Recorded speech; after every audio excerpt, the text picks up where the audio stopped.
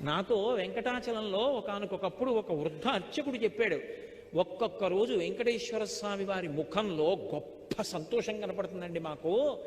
అలా కనపడింది అంటే మేము మరునాడు వస్తున్న వాళ్ళని చూస్తాం, ఎవరో ఒక పరమభక్తుడు వస్తాడు గుడికి అని చెప్పారు. అలాంటి వాడు ఒకడు వస్తాడు, లక్ష్మి. వాడు హుండీలో డబ్బులు వేయడానికి ఇలా చేయి పెడతాడు. వాడేం పెద్ద పెద్ద కట్టలు వేయడు. వాడు ఒక పావలా కాసో 2 రూపాయలో వదులుతాడు. వాడు వేస్తున్న డబ్బు కోసమని నేను హుండీలో ఇలా చెయ్యి పెడతాను. అది మిగిలిన డబ్బులో పడదు, నా చేతిలో పడుతుంది. అది తీసి ధనదుకు వడ్డీకి ఇచ్చి కుబేరుడి వడ్డీ దాంతో కడతాను. కొంత నేను డబ్బు ఉంచుకుంటాను. నీకో చమత్కారం చెప్పనా? ఇంతమందికి ఇచ్చేవాడిని పరమభక్తుల డబ్బులతో జీవనం గడుపుతూ ఉంటాను. వింతలేల చెయ్యుచుండెదను కొండ మీద. ఆశ్చర్యకరమైన పనులు ఇలాంటివి చేస్తూ ఉంటాను. కలియుగంలో